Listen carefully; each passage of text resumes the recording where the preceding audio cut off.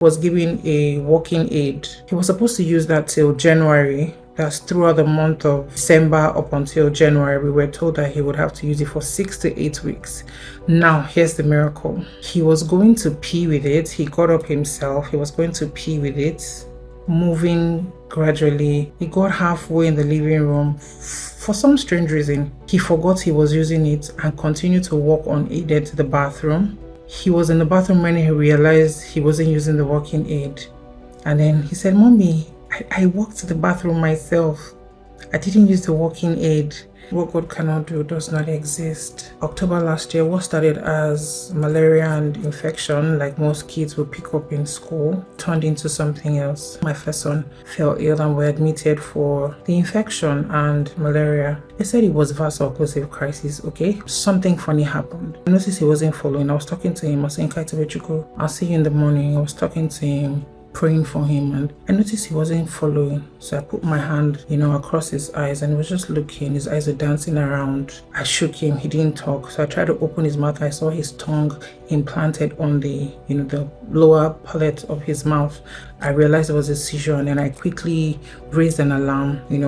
Long story short, we left the hospital that night to another hospital. He was diagnosed with sepsis. They said there was fungi in his blood. There was also some bacteria. It was from one treatment to the other. We just continued to switch antibiotics, and we were using the finest of them all. While he was getting better, we noticed his shin became really sore and tender. So he was always complaining of pains. He couldn't stand up. He couldn't walk. He was diagnosed with osteomyelitis when the bone doctor came to look at the leg, and we had to do an MRI. That was the diagnosis, osteomyelitis. I remember it broke my heart, and I was telling God, it can never get worse. How am I here? It was a lot that moment, but I was just holding firm, holding strong, replaying the prayers. When we got back home, he was given a walking aid. He was supposed to use that till January. That's throughout the month of December up until January. We were told that he would have to use it for 6 to 8 weeks. I remember I was watching Nsppd in the morning, and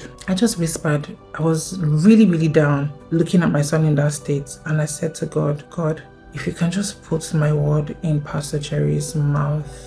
Few seconds later, it wasn't up to 20 seconds, I just heard osteomyelitis. Osteomyelitis, the devil is alive. Oh, your house, let it be reversed. I froze. I literally froze. Now, here's the miracle. He was going to pee with it. He got up himself. He was going to pee with it, moving gradually. He got halfway in the living room. For some strange reason, he forgot he was using it and continued to walk unaided to the bathroom. He was in the bathroom when he realized he wasn't using the walking aid. And then he said, "Mommy, I walked to the bathroom myself. I didn't use the walking aid."